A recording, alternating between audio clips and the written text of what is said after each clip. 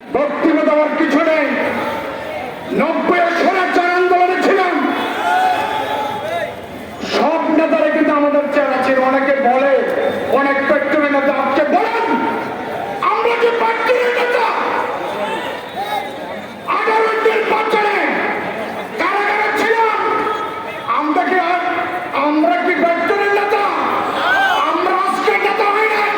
বলেছিলাম 90 আন্দোলনে সরকারকে আগাইছিলেন, পার্টির 3বার ভালো হয়েছে, কে আমাদেরকে ছেড়ে দিয়েছে? আপনাদের কাছে কুমিল্লার বাসের কাছে প্রস্তাব, ভারতীয় না বলবেন আমাদের নেতা, আমরা মানতে রাজি না।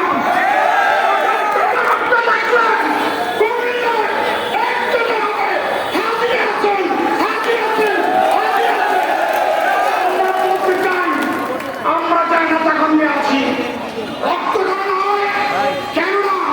অনেকটা জায়গা আমাদের প্রেম পেল। আরে ভাই, আমরা প্রেম কেউ ভয় ভাই না।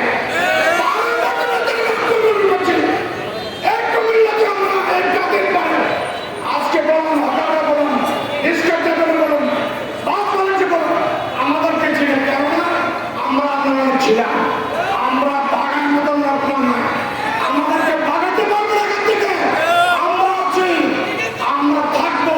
তোকে টাকা রক্ত দিল এক কুমিল্লা এসিড মাইকে প্রতিষ্ঠিত করে থাকবেন ইনশাআল্লাহ।